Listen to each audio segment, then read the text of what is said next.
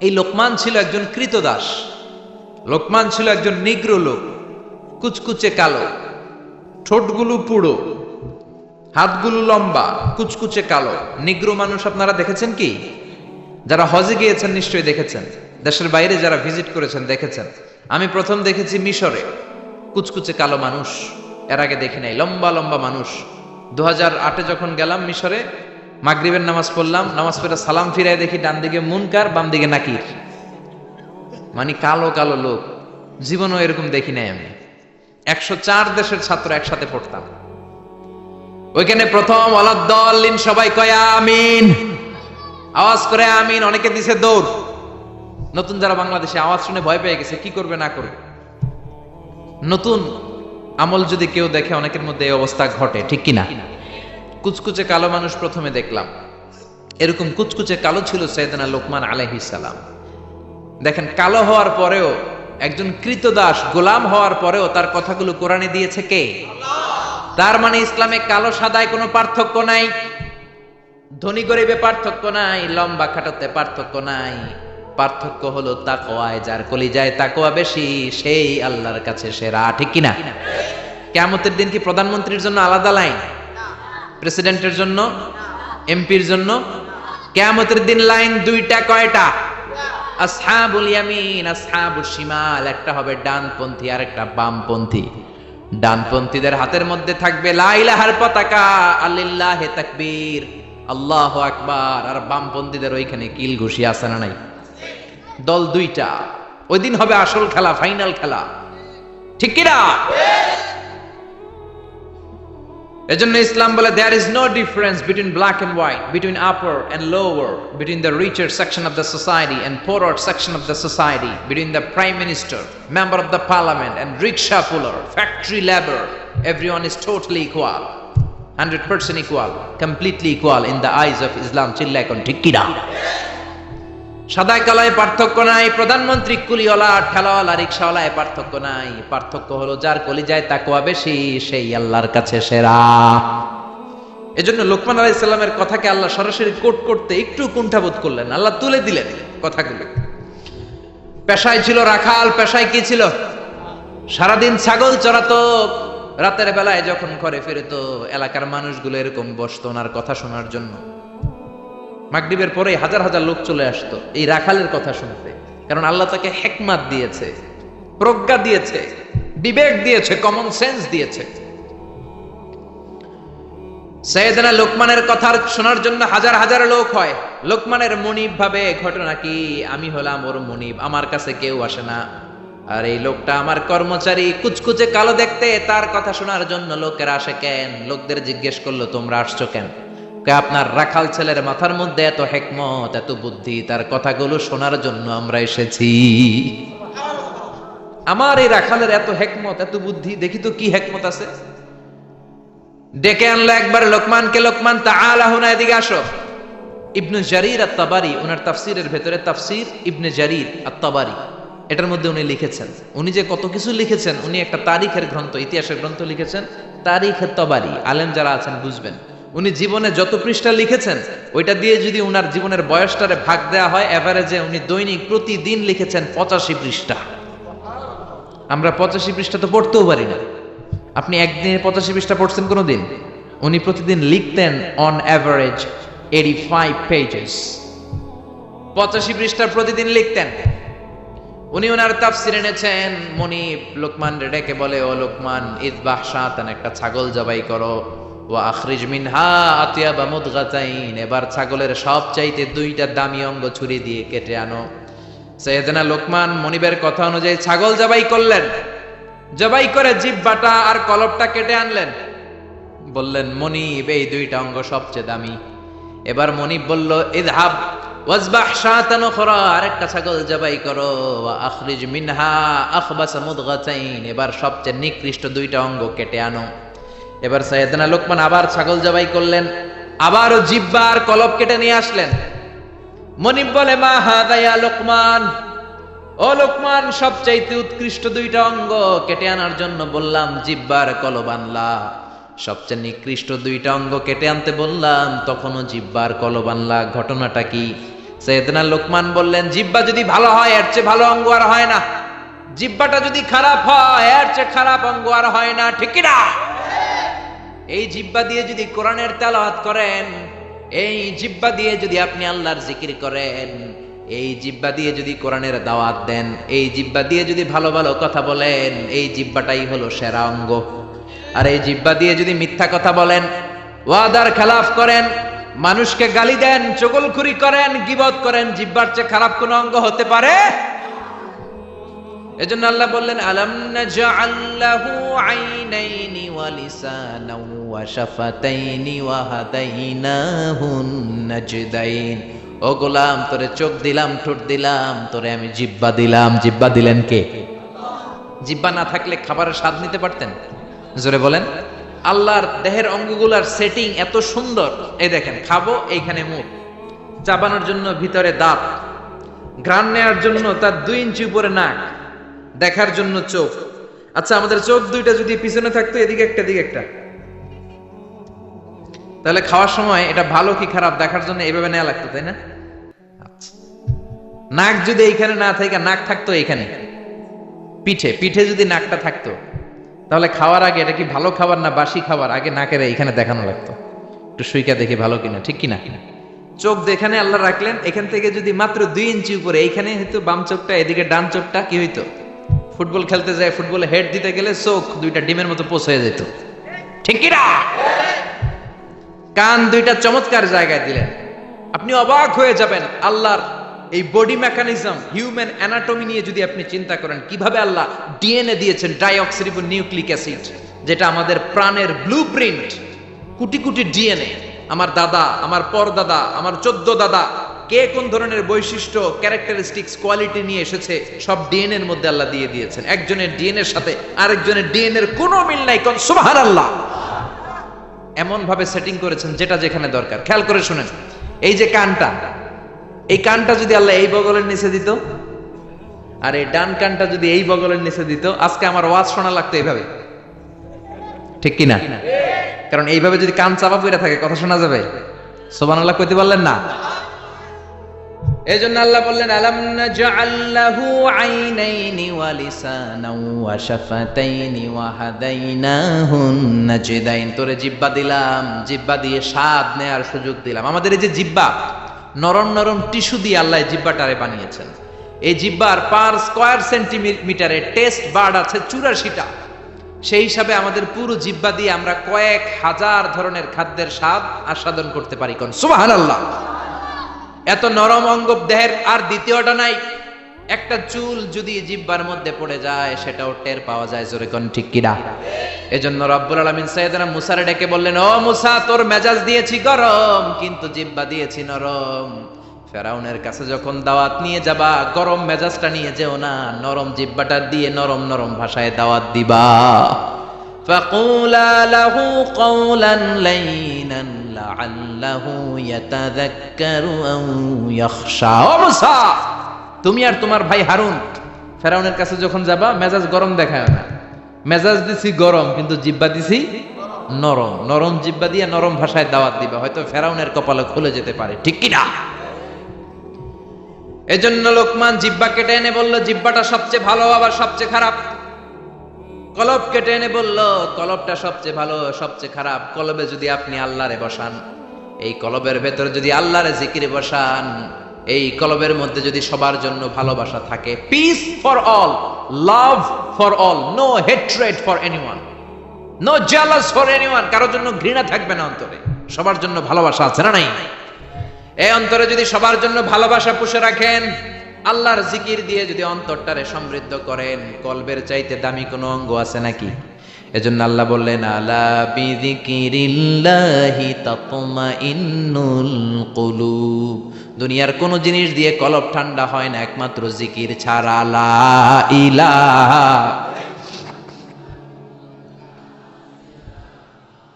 লা ইলাহা ইল্লাল্লাহু মুহাম্মাদুর রাসূলুল্লাহ সাল্লাল্লাহু।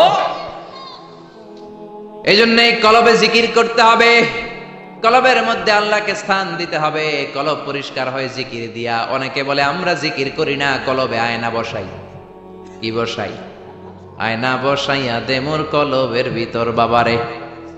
আছে না নাই? আসলে আয়না আছে নাকি কলবে? বাবার কলবেই নাই, তোমার কলবে থাকবে কেমনে?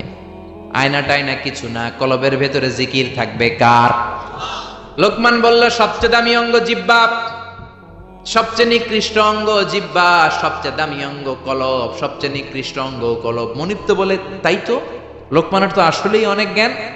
মনিব বলে যা লোকমান, আর আমার রাখালগিরি করার দরকার নাই, তোরে আমি আজাদ করে দিলাম। দিন রাত সারাদিন সারাক্ষণ মানুষকে তোর জ্ঞান বিলিয়ে বিলিয়ে মানুষকে তুই আলোকিত করে দে। সুবহানাল্লাহ। বাড়িতে যে বললেন, এজন্য আল্লাহ বললেন ওয়ালাকাদ আতাইনা লুকমানাল হিকমাতা আনিশকুর লিল্লাহ ওয়া মান ইয়াশকুর ফাইন্নামা ইয়াশকুরু লিনাফসিহি ওয়া মান কাফারা ফাইন্নাল্লাহা গনিয়্যুন হামিদ। পড়েন সুবহানাল্লাহ। আল্লাহ বললেন আমি লোকমানরে হিকমত দিয়েছি। কি দিয়েছি? কথা বলেন। হেকমত শব্দটার সাথে আপনারা পরিচিত না? আমরা কিন্তু বলি এই কথা বলার সময় হেকমত খাটায় বলবি, বলি না। হেকমত হলো কেমন করে কথা বলতে হয়, কিভাবে বলতে হয়, কোন জায়গায় কোনটা বলতে হয়, এটার নাম হলো হেকমত। নলেজ আর common sense is equal to wisdom, প্রজ্ঞা। হেকমতের বাংলা হচ্ছে প্রজ্ঞা, ইংরেজি হচ্ছে উইজডম। আপনার যে জ্ঞান আছে, জ্ঞানের সাথে যদি কমন সেন্সটারে কাজে লাগান, ওইটাই প্রজ্ঞা, তখনই আপনি ওয়াইজ ম্যান হয়ে যাবেন, ঠিক না? আপনার জ্ঞান আছে নামাজ পড়া ফরজ, নামাজ পড়লে জান্নাতি হওয়া যায়, এটা কিন্তু হেকমত না, এটা হলো জ্ঞান, নলেজ। এবার কেমন করে রুকু করবেন, কেমন করে সিজদা করবেন, কেমন করে নামাজ পড়বেন, এটা জানার নাম হলো হিকমত। তার মানে জ্ঞানকে প্রয়োগ করার কৌশল হচ্ছে হিকমত। জ্ঞান প্রয়োগের বাস্তব কলা কৌশল মেকানিজম জানার নাম হচ্ছে হিকমত। এই জন্য যারা কোরআনের দাওয়াত দেয়, যারা মুফাসসিরে কোরআন, যারা খতিব, যারা ইমাম সাহেব, আল্লাহ তাদেরকে বললেন দাওয়াত দেওয়ার সময় হিকমতের সাথে দিবা। উদউ ইলা সাবিলি রাব্বিকা বিল হিকমাতি ওয়াল মাউইযাতিল হাসানাতি ওয়াজাদিলহুম বিল্লাতী হিয়া আহসান। উদউ ইলা সাবিলি রাব্বিক, আল্লাহর রাস্তায় দাওয়াত দাও। কিভাবে দিবা? বিল হিকমা, হিকমতের সাথে দিবা। হিকমত আল্লাহ সবারে দেয় না। ইউতিল হিকমাতা মান ইয়াশা ওয়া মান ইউতাল হিকমাতা ফাকাদ উতিয়া খায়রান কাসীরা। আল্লাহ হিকমত দেন কিন্তু সবাইরে নয়, যারে দেন তার কপাল রে উজালা করে দেন। হিকমতের আরেক অর্থ সুন্নাহ। বিশ্বনবী ইউআল্লিমুহুমুল কিতাব ওয়াল হিকমা, কিতাব শিখাবে আর বিশ্বনবীর সুন্নাত শিখাবে। এই সব হিকমত আল্লাহ লোকমানকে দিয়েছেন। এজন্য রব্বুল আলামিন আমাদেরকেও হিকমত দেখ, আমরা চাই কি চাই না? চাই কি চাই না? সবাই পড়েন আল্লাহুম্মা উরযুকনা আল হিকমা। ও আল্লাহ, আপনি আমাদেরকে হিকমত দেন। পড়েন আমিন। আমি লোকমানকে হিকমত দিয়েছি আর বলেছি আনিশকুর লিল্লাহি ওয়া মান ইয়াশকুরু ফাইন্নামা ইয়াশকুরু লিনাফসি। হিকমত দিয়ে আমি লোকমান রে বললাম, ও লোকমান, আনিশকুর লিল্লাহ, শুকরিয়া করবা কার? জোরে বলেন কার? আল্লাহর শুকরিয়া করবা, কারণ শুকরিয়া করলে নেয়ামত বাড়ায় দেয় কে? শুকরিয়া না করলে নেয়ামত কেড়ে নেয় কে? লাইন শাকারতুম লাযীদান্নাকুম ওয়া লাইন কাফারতুম ইন্না আযাবি লাশাদীদ। ও বান্দা, যদি আমার নেয়ামতের শুকরিয়া করো, এই যে ভাত খাও, এই যে মাছ খাও, গোশত খাও, এই যে বাতাস নাক দিয়ে বাতাস নাও, এই যে প্রাণ ভরে তুমি পানি খাও, এই যে আমি নেয়ামত দিয়েছি, নেয়ামতগুলোর শুকরিয়া যদি করো, নেয়ামত বাড়ায় দিবে কে?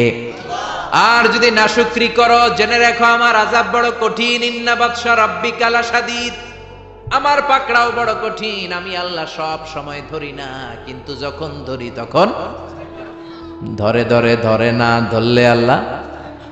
জোরে বলেন, ধরে ধরে ধরে না ধরলে আল্লাহ। সব সময় ধরি না, কিন্তু ধরলে সারি না। ফেরাউন রে ধরে না, কিন্তু যখন ধরছে তখন আর নমরুদরে ধরে না, কিন্তু যখন ধরছে মশার কামড় দিয়ে দুনিয়া থেকে শেষ। ফেরাউনকে সাগরের মধ্যে সুবানি খাওয়াইছে কে? আব্রাহার বাহিনীকে আবাবিল দিয়ে ধ্বংস করলো কে? আবার কাবা ভাঙতে এলে পাঠাও আবাবিল, দাও খোদা দাও আমায় আবার মারদারাজ দিল। আল্লাহু আকবার। তার মানে সব সময় ধরে না, অনেক ছাড় দেয়। ফামাহিলিল কাফিরিন আমহিলহুম রুয়াইদা, কাফেরদেরকে আমি ঢিল দেই, চান্স দেই, সময় দেই, দেখি ফিরে আসে কিনা, দেখি তওবা করে কিনা, দেখি মসজিদে ঢুকে কিনা, দেখি নামাজি হয় কিনা, দেখি ভালো মানুষ সাজে কিনা। জোরে কোন ঠিক কিনা? আমরা যখন ঘুড়ি উড়াই হাতে থাকে কি? নাটাই থেকে আমরা সুতায় ঢিল দেই, তাই না? ঘুড়ি ডানে যায়, বায়ে যায়, কি আরাম, উঠতেছে এই আকাশে, এদিকে যায় ওদিকে যায়। তার মানে কি এই যে ঘুড়ির আর ফিরে আসা লাগবে না? আসা লাগবে কি লাগবে না? সুতা আমরা ঢিল দেই, ঘুড়ি আকাশে উড়ে। সন্ধ্যাবেলায় নাটাই ধরে যখন সুতায় টান দেই, ঘুড়ির ফিরে আসা লাগে কি লাগে না? এই জন্য সুযোগ পেয়ে গাদ্দারি করো না, নাফরমানি করো না। সুতায় ধরে যখন টান দিবেন ফিরে আসা লাগবে, ঠিক কি না? এজন্য আল্লাহ বলো শুকরিয়া করো। বললেন শুকরিয়া করো, বাড়ায় দিব না, শুকরি করলে কেড়ে নিব। শুকরিয়া করবেন না কেন? এত নেয়ামত আল্লাহ আমাদের দিয়েছেন, নেয়ামত গুলো গুণে শেষ করতে পারবেন? পারবেন?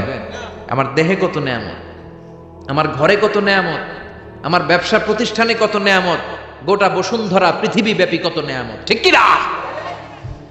এজন্য আল্লাহ বললেন আনিশকুরু লিল্লাহি ওয়া মান ইয়াশকুরু ফাইন্নামা ইয়াশকুরু লিনাফসিহি। শুকরিয়া করো, শুকরিয়া করলে তোমারই লাভ। যে শুকরিয়া করে নিজের জন্যই করে নাকি আল্লাহর লাভ? আমরা শুকরিয়া করলে আল্লাহর অনেক লাভ না? আল্লাহর ক্ষমতা অনেক বেড়ে যাবে আমরা শুকরিয়া করলে, বেড়ে যাবে, বেড়ে যাবে। আল্লাহ বলে গোলাম, পৃথিবীর সবাই যদি মুত্তাকি হয়ে যাও, দুনিয়ার সবাই যদি নামাজি হয়ে যাও, আল্লাহর ওলি হয়ে যাও, আমার কোনো লাভ নাই, লাভ তোর। আর সবাই যদি কাফের হয়ে যাও, আমি আল্লাহর লস নাই, লসও তোমার। জোরে কোন ঠিক কিনা? সহিহ মুসলিমের বর্ণনা, দুনিয়ার সবাই যদি কাফের হয়ে যায়, মুশরিক হয়ে যায়, আমি আল্লাহর ক্ষমতার 1 ইঞ্চিও কমবে না। সবাই যদি জিকির করে ওলি হয়ে যায়, আমি আল্লাহর ক্ষমতার 1 ইঞ্চিও বাড়বে। লাভ লস কার? কয় আল্লাহর। লাভ লস কার? কার? আরো জোরে সবাই বলেন। লাভ লস আমাদের। ওমান কাফারা ফাইন্নাল্লাহা গনিয়্যুন হামিদ। আর যদি কুফরি করো, জেনে রেখো আল্লাহ মুখাপেক্ষী, আল্লাহর কিছু লাগে না, লাগে আমাদের। আমাদের প্রয়োজনে আমরা আল্লাহর কাছে ঠেকা, আল্লাহ কারো কাছে ঠেকা নাকি? আমাদের প্রয়োজনে আমরা আল্লাহর কাছে চাই, আল্লাহ কারো কাছে চায় নাকি? এবার সাইয়েদনা লোকমান ছেলেরে দাওয়াত দিবেন, ছেলেরে উপদেশ দিবেন, শুনতেছেন? আল্লাহ বলেন ওয়াইদ ক্বালা লুকমানু লিবনিহি ওয়া হুয়া ইয়াইদুহু ইয়া বুনাইয়া লা তুশরিক বিল্লাহ ইন্নাশ শিরকা লাযুলমুন আযীম। শুরু করলেন উপদেশ। ও নবী, স্মরণ করুন ওই সময়ের কথা যখন লোকমান তার ছেলেকে উপদেশ দিচ্ছে। এজন্য ছেলেরে নসিহত করবেন, উপদেশ দিবেন। বিবিকে নসিহত করবেন। কোরআনে আল্লাহ বলেছে ফাইদুহুন্না, বিবিরে ওয়াজ করো। আমরা ওয়াজ করতে চাই না, ফ্যামিলি মিটিং নাই, ছেলেদেরকে আমরা কিছু বলি না, ছেলেদেরকে উপদেশ দিবেন। লোকমান বলল ইয়া বুনাইয়া, ও আমার বাজান, ও আমার কলিজার টুকরা সন্তান। আদর করে বলবেন, ধমক দিবেন না, এই হারামজাদা, গোলামের পোলা গোলাম, নামাজ পড়স না, আজকে তোর একদিন কি আমার একদিন। পোলাই কেবল ঠিক আছে, আজকে আমনের একদিন, আরেকদিন আমার, ঠিক কিনা? কাজ হবে না। নরম ভাষায় দরদ নিয়ে বলবেন। হৃদয় নিংড়ানো দরদ নিয়ে কোনো কথা বললে ওই কথাটা আরেকজনের হৃদয় স্পর্শ করে, ঠিক কিনা? এজন্য দাওয়াতের ভাষা হতে হবে খুব হৃদয় স্পর্শী, নসিহত হতে হবে খুব কোমল ভাষার। অনেকে নসিহত করে মনে হয় যে আমার কিলাই বানানো আছে না, নাই? এটা তো নসিহত না, এটা ঝগড়া। বাবা ছেলেরা ডাক দিল ইয়া বুনাইয়া, ও আমার বাজান, ও আমার কলিজার টুকরা, ও আমার বৎস, ও আমার সন্তান, ও আমার কলিজার টুকরা, এরকম দরদ মাখা কণ্ঠে, ও আমার বাজান, ও আমার সন্তান, এভাবে ডাক দেয়। কলিজার টুকরা সন্তান বলে প্রথম উপদেশ দিচ্ছেন লা তুশরিক বিল্লাহি ইন্নাশ শিরকা লাযুলমুন আযীম। ও আমার কলিজার টুকরা সন্তান, শিরক করো না। কি করো না? সবাই বলেন, কি করো না? শিরক করো না, কারণ ইন্নাশ শিরকা লাযুলমুন আযীম, শিরক হলো বড় জুলুম। কারণ এই জুলুমটা কোনো মানুষের উপর জুলুম নয়, জুলুমটা কার উপর? যে আল্লাহ রিজিক দেয়, আল্লাহর না মাইনা আরেকজনরে মানেন, আপনি মুমিন না মুশরিক? যে আল্লাহ আপনার স্রষ্টা, তার ইবাদত না করে আরেকজনের ইবাদত করেন, আপনি মুমিন না মুশরিক? এজন্য বললেন লা তুশরিক বিল্লাহ, শিরক করো না। খেয়াল করবেন, সবচেয়ে জরুরি জিনিস আগে বলতে হয়। এই জিনিসটা অনেক জরুরি। শিরক কিন্তু অনেক ভয়ঙ্কর। শিরক হচ্ছে ভয়ঙ্কর ঈমান বিধ্বংসী মারণাস্ত্র। এই শিরক যদি আপনি করে ফেলেন, আপনার সব শেষ। এজন্য প্রথমে শিরকের কথা বললেন। শিরক হলো ঈমান বিধ্বংসী মারণাস্ত্র। এইডসের চেয়ে ভয়ঙ্কর, ক্যান্সারের চেয়ে ভয়ঙ্কর। ক্যান্সারের অ্যান্সার আছে, শিরকের কোনো অ্যান্সার নাই, ঠিক কিনা? বিশ্বনবী বলেন আখফা মিন দাবিবিন নামাল, পিঁপড়ার চেয়েও গুটি গুটি পায়ে তোমার দেহের ভেতরে শিরক নামক ভাইরাস ঢুকে তোমার ঈমানকে সারখার করে দিবে, ঠিক কিনা? এজন্য কখনোই কোনোভাবে শিরক করা যাবে। আমরা যখন নামাজে দাঁড়াই, আল্লাহ বলে নামাজ পড়ে পড়িস, আগে বল শিরক করস কিনা। আমরা বলি ওয়াজ্জাহাতু ওয়াজহিয়া লিল্লাযী ফাতারাস সামাওয়াতি ওয়াল আরদা হানিফাও ওয়া মা আনা মিনাল মুশরিকিন। আমরা বলি ও আল্লাহ, ওয়া মা আনা মিনাল মুশরিকিন, আমরা শিরক করি। আবার যখন আমরা হজ করতে যাই, ইজার পরে রিদা পরে হজের জন্য যাই, আল্লাহ বলে হজ পরে করিস, আগে বল শিরক করস কিনা। আমরা বলি লাব্বাইক আল্লাহুম্মা লাব্বাইক, লাব্বাইক লা শারীকা লাক লাব্বাইক, ও আল্লাহ কোনো শরীক করি না, কোনো শিরক করি না, কোন সুবহানাল্লাহ। এজন্য আল্লাহ বললেন ইন্নাল্লাহা লা ইয়াগফিরু আন ইউশরাকা বিহি ওয়া ইয়াগফিরু মা দুনা যালিকা লিমান ইয়াশা। আল্লাহ চাইলে সব গুনাহ ক্ষমা করে দিতে পারেন, শুধু শিরকের গুনাহ ছাড়া। কোন গুনাহ ছাড়া? আরো জোরে বলেন। আল্লাহ সব গুনাহ মাফ করেন, কিন্তু শিরকের গুনাহ মাফ করেন। এজন্য হাদিসে কুদসিতে আল্লাহ বললেন, পাহাড় পরিমাণ গুনাহ নিয়ে যদি কিয়ামতের দিন আমার সামনে হাজির হয়ে যাও, ওই গুনার মধ্যে যদি শিরকের গুনাহ না থাকে, আমি আল্লাহ পাহাড় পরিমাণ ক্ষমার দয়া নিয়ে তোর কাছে হাজির হয়ে যাব। পাহাড় পরিমাণ গুনাহ, এই গুনার ভিতরে শিরকের গুনাহ নাই, তাহলে পাহাড় পরিমাণ ক্ষমা নিয়ে আমাদের কাছে হাজির হয়ে যাবে কে? এজন্য আল্লাহ ফরমান লা ইন আশরাকতা লা ইয়াহবাতান্না আমালুকা ওয়া লা তাকুনান্না মিনাল খাসিরিন। যদি কোন ক্রমে শিরক করে ফেলো, তোমার সব আমলগুলো বাতিল করে দিবে কে? আল্লাহ। এজন্য শিরক করা যাবে? শিরক মানে আল্লাহর সমকক্ষ কাউরে মনে করা, আল্লাহর অংশীদার স্থাপন করা, আল্লাহর নামে কাউরে ডাকা, আল্লাহর মতো কাউরে ক্ষমতাবান মনে করা, এটা হচ্ছে শিরক। বুঝতে পেরেছেন? এজন্য প্রথমে ছেলেরা বললেন লা তুশরিক বিল্লাহ, আল্লাহর সাথে শিরক করবা না। শিরক হলো বড় অপরাধ, শিরক হলো মহা পাপ, সব পাপের বাপ। এটা হচ্ছে শিরক। এটা কি? শিরক করা যাবে? শিরক তিন ধরনের। কথাগুলো কঠিন, সহজে বুঝালে বুঝবেন। সহজ করে কইতে আমায় কহজে, সহজ করে যায় না কওয়া সহজে। সহজ করে বুঝাচ্ছি, কিন্তু মনোযোগ দিয়ে শুনতে হবে। শুনতেছেন তো? তিন প্রকার। প্রথমে শিরক দুই প্রকার, শিরকে আকবার, শিরকে আসগার। শিরকে আকবার মানে বড় শিরক, এই শিরক করলে আপনি মুশরিক, আবার নতুন করে কালিমা পড়তে হবে। এটা তিন ধরনের। শিরক ফির রুবুবিয়া, রব হিসাবে মানতে হবে একজনকে, তিনি কে? আল্লাহরে ছাড়া যদি অন্য কাউরে রব মানেন, আপনি মুমিন না মুশরিক? এজন্য কবরের প্রথম প্রশ্ন কি? মার রব্বুক। আপনি যদি কোন জানি না, কোনি আছে না নাই? আপনার বলতে হবে আল্লাহ আমার রব, এই রবই আমার সব, দমে দমে তনু মনে তারি অনুভব। পড়েন আল্লাহ আমার রব।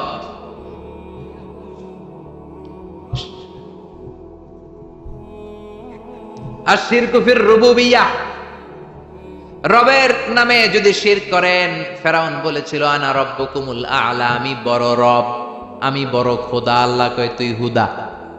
এজন্য সাগরের মধ্যে চুবাইছে কে? এজন্য আল্লাহ ছাড়া কাউরে কোনোদিন রব মানা যাবে।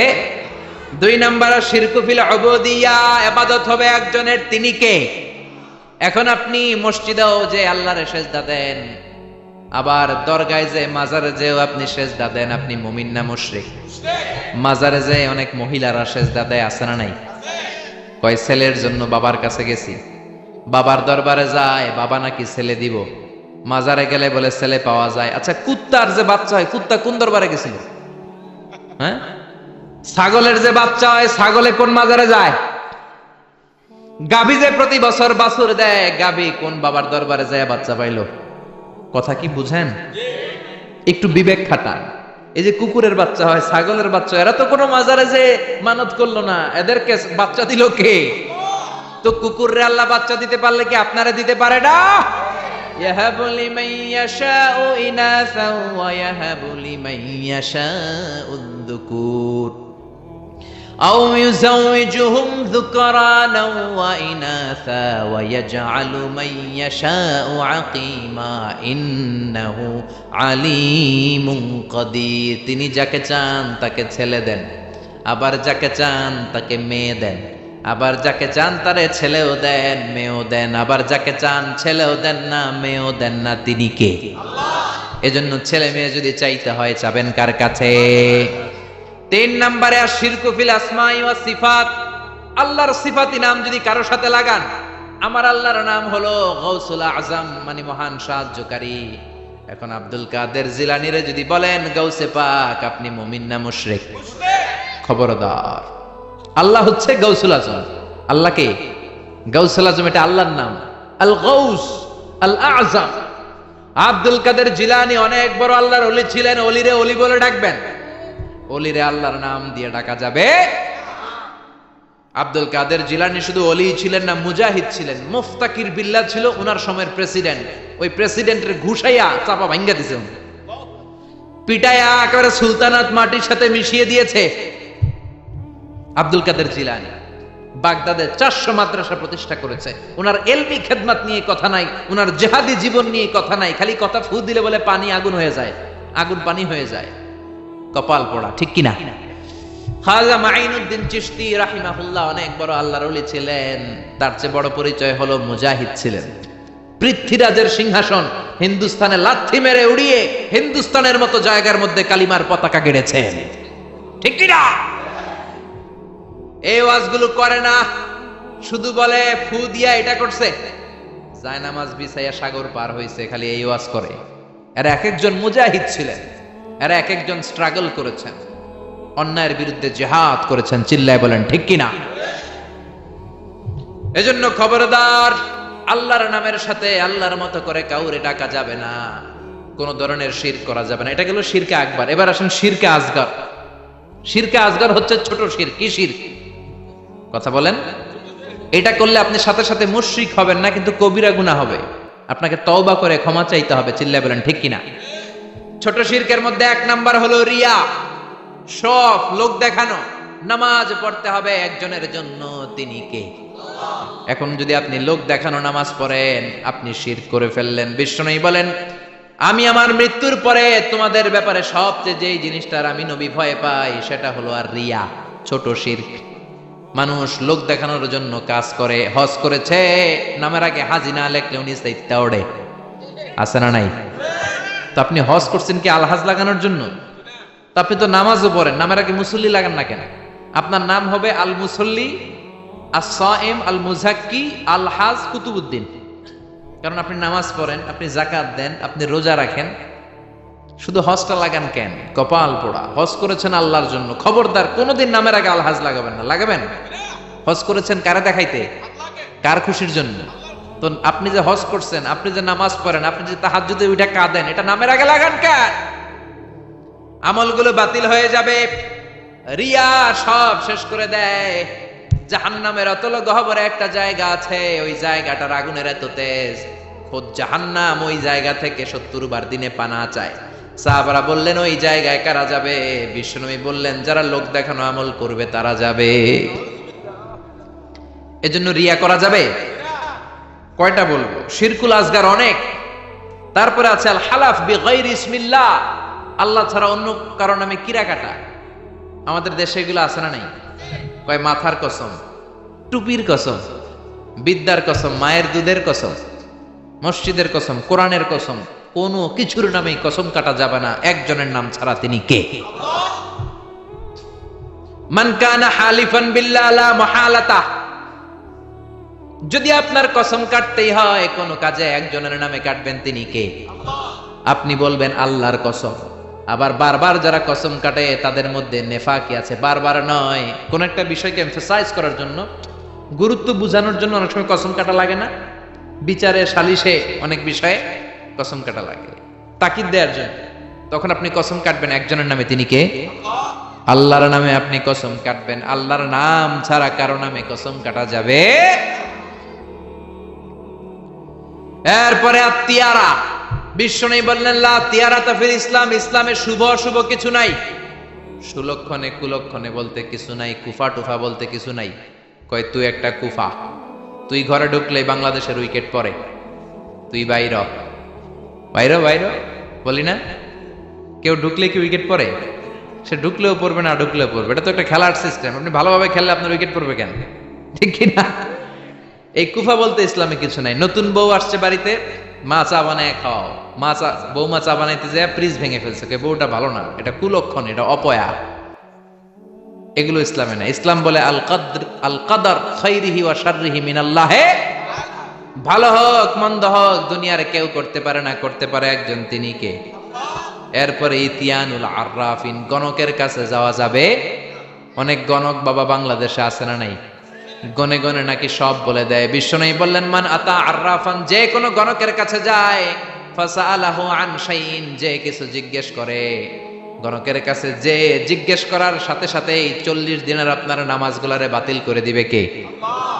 গণক যা বলছে এটা বিশ্বাস করেন নাই, শুধু জিজ্ঞেস করছেন, 40 দিনের নামাজ বাতিল। আর গণক যা বলেছে যদি বিশ্বাস করেন, মুশরিকদের কাতারে আপনারা তুলে দিবে কে? এজন্য গণকের কাছে যাওয়া যাবে না। গণকরে যে বলবেন ও গণক বাবা আপনার চেম্বারে আপনি কি করেন, গণক বলবে আমি ভবিষ্যতের সব কথা জানি, সব বলে দেই। এটা বললেই দিবেন এক থাপ্পড় 20 কেজি ওজনের। যদি বলে এই থাপ্পড় দিলি কেন, বলবেন তুমি তো গণক, ভবিষ্যৎ জানো, আজকে আমি এই সাথে থাপ্পড় দিবে আগেই তো জানার কথা, তুমি না সব জানো, আমারে দেখে তুমি দৌড় দাও নাই কেন? ঠিক কিনা? এইভাবে সাইজ করবেন গণক বাবাদেরকে। এরপরে আছে রাশিফল বাবা, মেষ রাশি, বৃষ রাশি, মিথুন রাশি, কর্কট রাশি, তুলা রাশি, সিংহ রাশি, আছে না নাই? আপনি যাবেন কইব তোর উল্লুক রাশি, আপনার বন্ধুরে নিয়ে যান বলবে তোর বন্ধুর ভাল্লুক রাশি, আপনার বউ নিয়ে যান বলবে তোর বউয়ের বিলাই রাশি, আপনি যাই বলবেন বাবা আমার রাশি, কইব তোর কুত্তা রাশি, আপনার ছোট্ট ছেলেটারে নিয়ে যান বলবে তোর ছেলের ইন্দুর রাশি, আছে না নাই? হাতের রেখা দেখে আর সব বলে এই যে এইখানে তোমার বিবাহ, এটা একটু ঘুরাই দিলে এটা ওইদিকে যাবে, আর তুমি তো সৌদি চলে যাবা কিছুদিন পরে, তোমার ভাগ্যে অনেক কিছু আছে। হাতের রেখায় কোনো ভাগ্য থাকে না, কারণ ভাগ্য তো তারও থাকে যার হাত থাকে না। হাত নাই পা নাই এরকম বিকলাঙ্গ লোক পৃথিবীতে আছে না নাই? তো যেই লোকটার হাত নাই তারও তো ভাগ্য আছে। এজন্য কপাল পোড়া এদের কাছে যাওয়া যাবে। খবরদার টিয়া পাখির কাছে যায়, টিয়া পাখি নাকি ভাগ্য বলে দেয়। কত নিম্ন রুচির লোক হতে পারলে একজন মানুষ আশরাফুল মখলুকাত হয়ে টিয়ার কাছে ভাগ্য জানতে চায়। ভাগ্য তো মহাবিশ্ব সৃষ্টির 50,000 বছর আগে লৌহে মাহফুজে লিখে দিয়েছে কে? আর জোরে বলেন কে? এরপর কোমরে কাইতন বাঁধে, আছে না নাই? হাতের মধ্যে আজমি শরীফের সুতা বাঁধে। পরীক্ষার রাত্রে দেখলাম একটাই ঘুরে, বললাম কিরে পরশ না? কয়ে যে হুজুর সুতা আছে, আজমি শরীফের সুতা, আমার A+ ঠেকাবে কে? এরকম আছে না নাই? সুতা তোমার কিচ্ছু করতে পারে না, করতে পারে একজন, তিনি কে? এরপরে ইঁদুরের কাছে যে দাঁত চায়, দাঁত নিয়ে কই ইন্দুর মামা, ইন্দুর মামা, মাই কইছে আমনে আমার বড় মামা, আমার মোটা দাঁত নিয়ে আমনের চিকুন দাঁত দেন। এ এলাকায় বলে, এখানেও বলে। ইঁদুরের কাছে আর দাঁত চাইবেন? কোনদিন চাইবেন? এরপর ট্রাকের পিছনে জুতা ঝুলায়, আছে না নাই? তাও পুরান জুতা। দেখবেন রাত্রেবেলা ট্রাকের পিছনে সব পুরান জুতা। একটা ধরলাম, কি রে পুরান জুতা কেন? হুজুর চোখ লাগে, বদনজর, মুখ লাগে। তো কি লাভ? কই যেটা মুখ লাগাইছে ওটার গালে যায় আমার সিরা জুতা পড়ছে। কপাল পোড়া। তুমি ট্রাককে হেফাজতের জন্য জুতার উপর তাওয়াক্কুল করেছো, আল্লাহর উপর তাওয়াক্কুল করো নাই, তুমি মুশরিক। জোরে কোন ঠিক কিনা? এরপরে মাজার দেখলে ড্রাইভার ভাইরা গাড়ি স্লো করে করে কি করে না? মাজারের দিকে এরকম করে, আছে না নাই? কিরে স্লো করলি কেন? কয় বাবার মাজার, বাবায় অনেক গরম, গাড়ি আমার উল্টায় দিবে। জোরে চালাইলে গাড়ি উল্টায় দিলে দুর্ঘটনা হয়, মানুষ মারা যায়। যে লোক কবরে শুইয়া মানুষ মারে ওইটা আল্লাহর ওলি নাকি ডাকাই? ওটা তো অনেক বড় সন্ত্রাসী, ঠিক কিনা? এরপর বাচ্চাদের কপালে কালো টিপ আছে না নাই? আমি আমার বাড়িতে আমার পুরাতন একটা অ্যালবাম ঘাটতে শুরু করলাম, ঘাটতে ঘাটতে দেখি আমার বয়স যখন 4 তখন আমার একটা ছবি, ওইখানে আমার কপালেও কালো টিপ দেওয়া। আম্মারে ধরলাম, কালো টিপ দিলা কেন? কয় তোর নানি কইছে। নানিরে ধরলাম, তুমি কইছো কেন? কয় তোর বড় আম্মা কইছে, ওই বেডি আর বাইসা নাই, আর ধরতেও পারি নাই। এই জন্য এগুলো করা যাবে। এই কালো টিপ দিবেন না। সূরা ফালাক নাস করে ফু দিবেন, সুস্থ করে দিবে কে? তারপরে কয় পরীক্ষার সকালে ডিম খাবি না, পরীক্ষায় ডিম পাবি। আপনাদের এলাকায় বলে বলে? আহা, এটি ভুয়া কথা। আমি তো সবসময় পরীক্ষার দিন সকালে ডিম খাইতাম আর ফার্স্ট হয়ে যেতাম। এই যে মিশরের পরীক্ষায় যখন দিলাম, ডিম খেয়ে গেছি, ফার্স্ট হয়ে গেছি। ডিম খাইলে ফার্স্ট হয়ে যাবেন, ডিম খাইলে পরীক্ষায় ডিম পাবে, এটা ভুয়া কথা। এরপরে কয় জট কলা খাইস না, জমজ পলাইব। আছে না নাই? জমজ হলে তো ভালো, 2 বারের কষ্ট একবারে সারলো। 2 বার বউয়ের কষ্ট কমে গেল। 10 মাস 2 বছর কত কষ্ট, 2 বার পেট কাটো। আর জামাইয়ের টাকা খরচ, সিজারের টাকা, আছে না নাই? তো একবারে যদি হয়ে যায়, কষ্ট কমে গেল না? কপাল পড়া। জট কলা দেখে দেখে খাইবেন, বাইসা বাইসা খাইবেন, কিচ্ছু হবে না। সুবহানাল্লাহ। এরপরে বলে তোর যদি হাত চুলকায় তাইলে তোর টাকা আসবে, বলে না? আসলে কি আসে? টাকা আসে? আসে না। ধনী বানায় কে? গরিব বানায় কে? আবার মাথায় যদি 2 গিট থাকে, 2টা গিট থাকে, কয় তোর 2 বিয়া। আছে না নাই? মুসলমান এগুলোতে বিশ্বাস করতে পারে। এজন্য লোকমান বললেন, লা তুশরিক বিল্লাহি ইন্নাশ শিরকা লাযুলমুন আযীম। খবরদার শিরক করো না, শিরক বড় অপরাধ। 1 নাম্বার উপদেশ শেষ। 2 নাম্বার, ইয়া বুনাইয়া ইন্নাহা ইন তাকু মিসকালা হাববাতিন মিন খারদালিন ফাতাকুন ফি সাখারাতিন আও ফিস সামাওয়াতি আও ফিল আরদি ইয়াতি বিহাল্লাহ ইন্নাল্লাহা লাতীফুন খাবীর। প্রথম উপদেশ দিলেন, বাবা শিরক করিস না, শিরক বড় পাপ, সব পাপের বাপ। ক্যান্সারের অ্যান্সার আছে, শিরকের কোনো অ্যান্সার। দ্বিতীয় উপদেশ দিলেন, বাবা ছোট্ট কোনো ভালো কাজ কিংবা মন্দ কাজ যদি করো, পাহাড়ে ঢুকেও যদি করো, আকাশে উঠেও যদি করো, জমিনের গর্তের মধ্যেও যদি করো, কেউ দেখে না, দেখে কে? কেউ যেটা দেখে না, দেখে কে? কেউ যেটা শোনে না, শোনে কে? কেউ যেটা বুঝে না, বুঝে কে?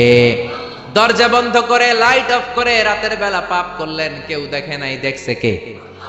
তিনি লাতীফুন খাবীর, সূক্ষ্মদর্শী। তিনি থাকেন অনেক উপরে, 7 আকাশ, সিদরাতুল মুনতাহা, বাইতুল মামুর, লাউহে মাহফুজ, তারপরে আল্লাহর আরশ, তারপরে কুরসি, তার উপর আল্লাহর 70,000 নূরের পর্দা।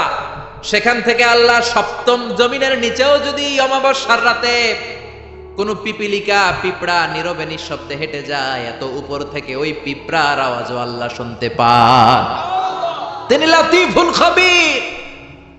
তার মানে দ্বিতীয় উপদেশ দিলেন, বাবা ওই আল্লাহর শিরক করো না, যে আল্লাহ এত ক্ষমতাশীল, তুমি যেখানেই যেটা করো, কিয়ামতের দিন তোমার সামনে তুলে ধরবে কে? এটাকে বলে সেন্স অফ অ্যাকাউন্টেবিলিটি, জবাবদিহিতার চিন্তা। এই সফটওয়্যার, তাকওয়া নামক এই সফটওয়্যার যদি ছেলের মাথায় ইনস্টল করে দেন, এই ছেলে আর কোনোদিন বেয়াদব হবে না, এই ছেলে বেনামাজি হবে না, এই ছেলে বেরোজগার হবে না, এই ছেলে ডাকাত হবে না। চিল্লা এখন ঠিক কি না?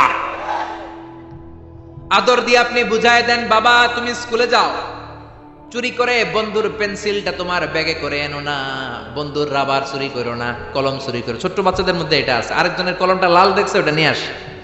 আপনি শিখিয়ে দেন, আরেকজনের জিনিস নেওয়া যাবে না, না বলে নেয়াকে চুরি বলে। ও বাবা রাস্তা দিয়ে তুমি হেঁটে যাও, আম গাছে আম পেকেছে, রাস্তায় কেউ নাই, টুক করে একটা আম পেড়ে ব্যাগের ভিতরে ভরেছো, কেউ দেখে নাই, দেখেছে কে? কিয়ামতের দিন বিচার আছে না নাই? ওই ছোট্টবেলা থেকেই এই তাকওয়া নামক সফটওয়্যার ব্রেনে ইনস্টল করে দেওয়ার দরকার আছে না নাই? 3 নাম্বার উপদেশ, ইয়া বুনাইয়া আকিমিস সালাতা ওয়া আমুর বিল মা'রুফি ওয়ানহা আনিল মুনকার। ইয়া বুনাইয়া, ও আমার ছেলে, আকিমিস সালাহ মানে কি?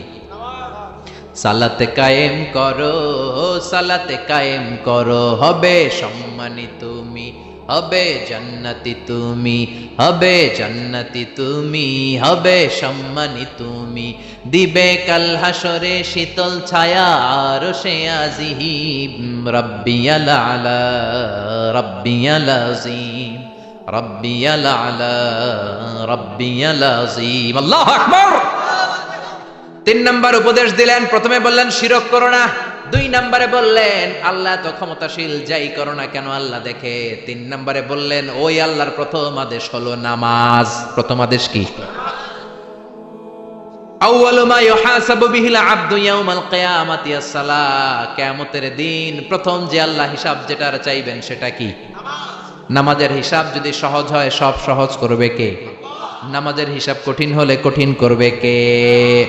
এজন্য বিশ্বনবী বললেন মুরু সিবিয়ানাকুম বিস-সালাতি হুম 7 সিনিন। ছেলের বয়স যখন 10 বছর নামাজের আদেশ দাও, আর ছেলের বয়স যখন 7 বছর নামাজের আদেশ দাও, 10 বছর হলে নামাজের জন্য শাসন করো, ঠিক কি না?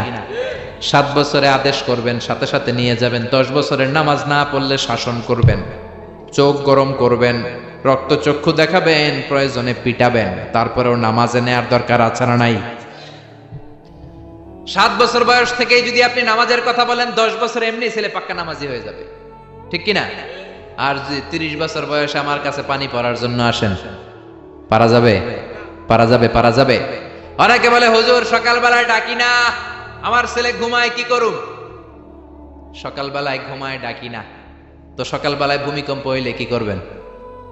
কথা বলেন। সকালবেলায় ঘরে আগুন লাগছে, ওই দিন কি করবেন? না, ছেলেটা ঘুমায়, ঘুমাক না একটু, আগুন লাগছে তো কি হয়েছে, পুইরা মরুক, তারপরও ঘুমাক, এরকম করবেন? দুনিয়ার আগুনের জন্য, দুনিয়ার আগুন থেকে বাঁচাতে হলে ছেলেকে যদি ডাকতে হয়, জাহান্নামের আগুন থেকে যদি বাঁচাতে চান, ডাকার দরকার আছে না নাই? এজন্য দিন শুরু হবে ফজরের নামাজ দিয়ে। কোন নামাজ দিয়ে? জোরে বলেন। বাবা যারা আছেন নামাজের দাওয়াত দিবেন। এরপরে 4 নম্বরে বললেন ওয়ামুরু বিল মা'রুফ, ভালো কাজের আদেশ দাও। 5 নম্বরে বললেন ওয়ানহা আনিল মুনকার, খারাপ কাজের নিষেধ করো। ভালো কাজের আদেশ, খারাপ কাজের নিষেধ, এগুলো করো। কুনতুম খায়রা উম্মাতিন উখরিজাত লিন-নাসি তা'মুরুনা বিল মা'রুফি ওয়া তানহাউনা আনিল মুনকার। ভালো কাজের আদেশ দাও, মন্দ কাজের নিষেধ। বাচ্চাদেরকে এগুলো শিখাবেন, এখন থেকে এগুলো শিখে বড় হতে হবে। আপনি একা নামাজ পড়লে হবে না, আশেপাশের বন্ধু বান্ধবদেরকে নিয়েও মসজিদে যাওয়ার দরকার আছে না নাই? একা পাপ থেকে বাঁচলে হবে না, সমাজটারও পাপ থেকে বাঁচানোর দরকার আছে না নাই? আপনি যদি বলেন আমি তো নামাজ পড়ি, হেরা না পড়লে আমার কি, আমি পাপ করি না, ওদেরকে আমি বাধা দিব না, আমার কি? আযাব আর গজব আসলে আপনিও বাঁচবেন না, আপনি সবার আগে ভুগবেন, ঠিক কি না? জুলকিফিল আলাইহিস সালাম উনি বনি ইসরাইলের একজন নবী ছিলেন। কোনো ঐতিহাসিকগণ উল্লেখ করে থাকেন যে তিনি সাইয়্যিদুনা আইয়ুব আলাইহিস সালামের সন্তান ছিলেন, যেমনটি আল বিদায়া ওয়ান নেহায়া গ্রন্থে উল্লেখ হয়েছে। তাছাড়াও কোনো ঐতিহাসিক বলেছেন যে তিনি নবী ছিলেন না, বরং তিনি নেককার লোক ছিলেন, একজন সৎ লোক ছিলেন। কিন্তু এই কথাটি গ্রহণযোগ্য কোনো মত নয়। ইবনু কাসির আলাইহি রহমা তিনি তারজি দিয়েছেন বা তিনি উল্লেখ করেছেন যে সাইয়্যিদুনা জুলকিফিল আলাইহিস সালাম উনি মূলত নবীই ছিলেন, কারণ সূরাতুল আম্বিয়াতে নবীদের সাথে করে আল্লাহ তাআলা জুলকিফিল আলাইহিস সালামের নামটি উল্লেখ করেছেন। আল্লাহ তাআলা সাইয়্যিদুনা জুলকিফিল আলাইহিস সালামকে সিরিয়ার দামেস্ক এলাকাতে নবী করে প্রেরণ করেছেন। কালামুল্লাহ মাজিদে অর্থাৎ পবিত্র কুরআনুল কারীমে যে সমস্ত নবীর আলোচনা খুবই সংক্ষিপ্তভাবে উল্লেখ হয়েছে, তোর মধ্য থেকে জুলকিফিল আলাইহিস সালাম অন্যতম। কালামুল্লাহ মাজিদে উনি কোথায় এসেছেন, কোন জাতিগোষ্ঠীর কাছে নবী হয়ে এসেছেন, এবং ওনার সাথে ওনার উম্মতদের কি ঘটেছে, ওনাকে আল্লাহ কোনো কিতাব দিয়েছেন কিনা, কোনো মুজিজা দিয়েছেন কিনা, এই ব্যাপারে কিছুই তিনি উল্লেখ করেননি। কেবলমাত্র আল্লাহ তাআলা দুটি সূরার দুটি আয়াতে জুলকিফিল আলাইহিস সালামের নামটি কেবলমাত্র দুইবার উল্লেখ করেছেন। যেমন সূরাতুল আম্বিয়ার ৮৬ নম্বর আয়াতে আল্লাহ তাআলা উল্লেখ করছেন, ওয়া ইসমাঈলা ওয়া ইদরিসা ওয়া যাল কিফিল কুল্লুম মিনাস সাবিরিন, অর্থাৎ ইসমাঈল আলাইহিস সালাম, ইদরিস আলাইহিস সালাম আর জুলকিফিল আলাইহিস সালাম, আল্লাহ তাআলা বলছেন তারা প্রত্যেকেই ছিলেন সাবিরিন, অর্থাৎ ধৈর্যশীল। এরপর আল্লাহ তাআলা বললেন, ওয়া আদখালনাহুম ফি রাহমাতিনা, আমি তাদের সবাইকে আমার রহমতের বলয়ে, আমার দয়ার বলয়ে আমি তাদেরকে বেষ্টিত করেছি। ইন্নাহুম মিনাস সালিহিন, আর তারা ছিলেন নেককার, সৎকর্ম পরায়ণশীল। তাহলে এই একটি আয়াত আমরা পেলাম। আবার সূরা সদের ৪৮ নম্বর আয়াতে আল্লাহ তাআলা জুলকিফিল আলাইহিস সালামের নামটি আরও একবার উল্লেখ করেছেন। সেখানে আল্লাহ তাআলা বলছেন, ওয়াযকুর ইসমাঈলা ওয়াল ইয়াসা ওয়া যাল কিফিল ওয়া কুল্লুম মিনাল আখিয়ার, অর্থাৎ হে নবী, আপনি আপনার কিতাবে ইসমাঈলের কথা, ইয়াসা একজন নবী ছিলেন তার কথা, এবং জুলকিফিল তাদের কথা আপনি উল্লেখ করুন। ও কুল্লুম মিনাল আখিয়ার, তারা প্রত্যেকে ছিলেন শ্রেষ্ঠ মানবদের অন্তর্ভুক্ত। এই দুটি আয়াত ছাড়া কালামুল্লাহ মাজিদের আর কোনো সূরাতে, কোনো আয়াতে আল্লাহ তাআলা জুলকিফিল আলাইহিস সালামের ব্যাপারে আর কিছুই তিনি উল্লেখ করেননি। তবে ইবনু জারির আত-তাবারি মুজাহিদের সূত্রে তিনি বর্ণনা করেন যে জুলকিফিল আলাইহিস সালামের আগের যে নবী আল ইয়াসা, উনি যখন বার্ধক্যে উপনীত হলেন তখন তিনি তার পরবর্তীতে একজনকে স্থলাভিষিক্ত করতে চাইলেন। এই উদ্দেশ্যে তিনি তার সব সাথীদেরকে একত্রিত করে তিনি জিজ্ঞেস করলেন যে, আমি তোমাদের মধ্যে 3টি গুণ বিশিষ্ট একজন লোককে চাইব, অর্থাৎ 3টি গুণ আমি উল্লেখ করব, যার মধ্যে 3টি গুণই থাকবে তাকে আমি আমার পরে আমার স্থলাভিষিক্ত হিসেবে নির্ধারণ করব। তিনি বললেন যে, তোমাদের মধ্যে কে আছো যে প্রতিনিয়ত সিয়াম পালন করো, সবসময় সিয়াম পালন করো। 2 নম্বর তিনি শর্ত দিলেন যে, তোমাদের মধ্যে এমন কে আছে যে সবসময় প্রতি রাতে তোমরা তাহাজ্জুদের সালাত আদায় করো, এবং তোমাদের মধ্যে কে আছে যে কখনো কোনো অবস্থাতেই রেগে যায় না। তাহলে 1 নম্বর শর্ত হচ্ছে ইয়াসুমুন নাহার, যে দিনের বেলা রোজা রাখে। 2 নম্বর শর্ত হচ্ছে ইয়াকুমুল লাইল, রাতে কিয়ামুল লাইল করে, তাহাজ্জুদের সালাত পড়ে। 3 নম্বর শর্ত হচ্ছে ওয়ালা ইয়াগদাব, কখনো রেগে যায় না। এই 3টি শর্ত যখন তিনি উল্লেখ করলেন, একজন লোক দাঁড়িয়ে গেল তার সাথীদের মধ্যে থেকে, দাঁড়িয়ে ইয়াসা আলাইহিস সালামকে বললেন যে, আমি এমনটা করি, এই 3টি গুণই আমার মধ্যে আছে। কিন্তু সাইয়েদনা ইয়াসা আলাইহিস সালাম তার কথাতে খুব একটা আস্থা রাখতে পারলেন না। তার পরের দিন সমাবেশে ইয়াসা আলাইহিস সালাম একই কথা বললেন তার সাথীদেরকে যে, এই 3টি গুণ তোমাদের মধ্যে থেকে যার মধ্যে থাকবে আমার পরে সেই হবে আমার স্থলাভিষিক্ত দাওয়াতি কাজে। তিনি আবার উল্লেখ করলেন, কে আছো দিনে রোজা রাখো, রাতে কিয়ামুল লাইল করো এবং কখনো রেগে যাও না। ঠিক সেই মুহূর্তে সাইয়েদনা জুলকিফিল আলাইহিস সালাম দাঁড়িয়ে বললেন, আমি আল্লাহ তাআলার মেহেরবানিতে এই 3টি কাজই করি। এবং আল ইয়াসা আলাইহিস সালাম তার এই কথাতে তিনি আশ্বস্ত হলেন, তিনি মুগ্ধ হলেন, এবং তিনি ঘোষণা দিলেন যে, আমার পরে এই উম্মতের মাঝে দাওয়াতি কাজের জন্য আমি জুলকিফিল, কিফিল শব্দের অর্থ হচ্ছে দায়িত্ব, রেসপন্সিবিলিটি, লায়াবিলিটি, অর্থাৎ আমার পরে এই উম্মার লায়াবিলিটি বা দায়িত্বের জন্য আমি জুলকিফিল, অর্থাৎ তার নামের অর্থই হচ্ছে জুলকিফিল, মানে হচ্ছে দায়িত্বশীল, দায়িত্বশীল হিসেবে তোমাকে নির্ধারণ করলাম।